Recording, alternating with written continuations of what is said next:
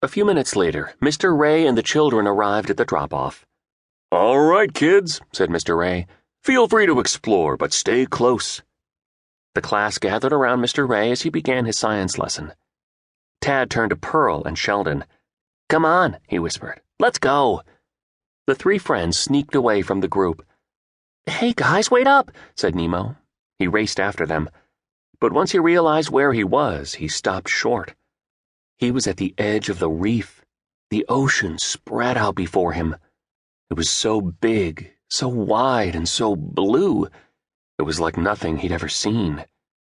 "Whoa!" he exclaimed. "Cool," said Sheldon, Pearl, and Tad at the same time. Tad pushed Pearl toward the edge. "Ah!" she cried. Then he yanked her back. The small octopus looked down. She was covered in black liquid. "Oh, you guys, you made me ink." Nemo felt dizzy with excitement.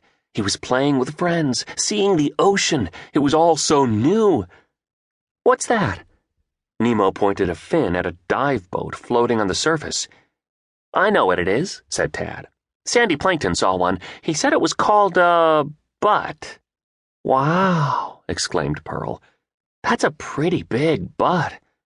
"Oh, look at me," Sheldon said, starting to swim out into the open water.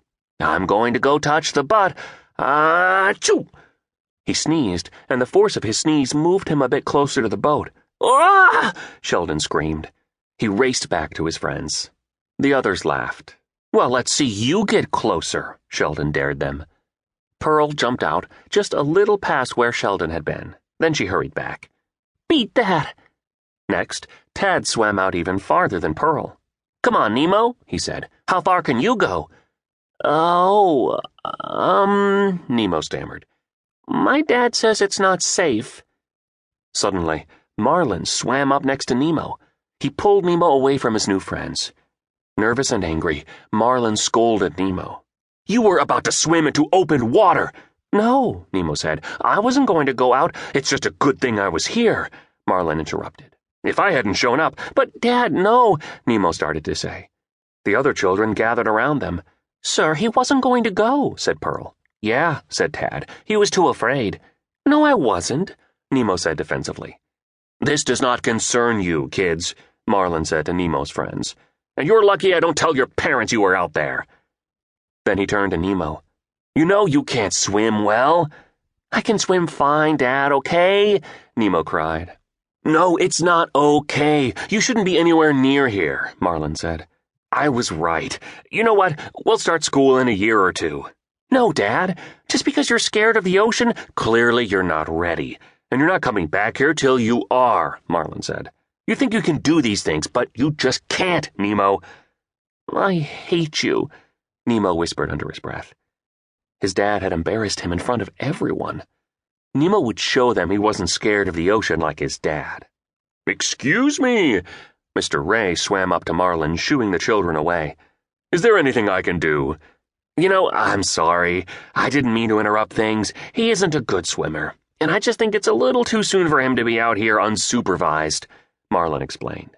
"Well, I can assure you he's quite safe with me," Mr. Ray started to say.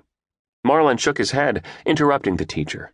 "Look, I'm sure he is, but you have a large class. He can get lost, from sight if you're not looking. Now, I'm not saying you're not looking. You're looking." As the grown-ups kept talking, one little fish gasped. "Oh my gosh, Nemo's swimming out to sea." "Nemo!" Marlin shouted. "What do you think you're doing? You're going to get stuck out there, and I'm going to have to get you before another fish does. Get back here. I said get back here now. Stop! You take one more move, mister." Nemo ignored his father. "I'm getting closer," he thought.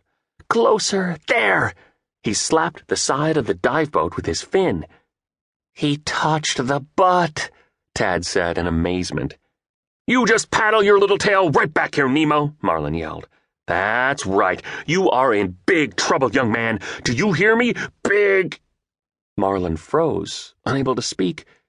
But now everyone else was shouting for Nemo to swim back quickly. Nemo realized everyone was looking behind him. What was going on?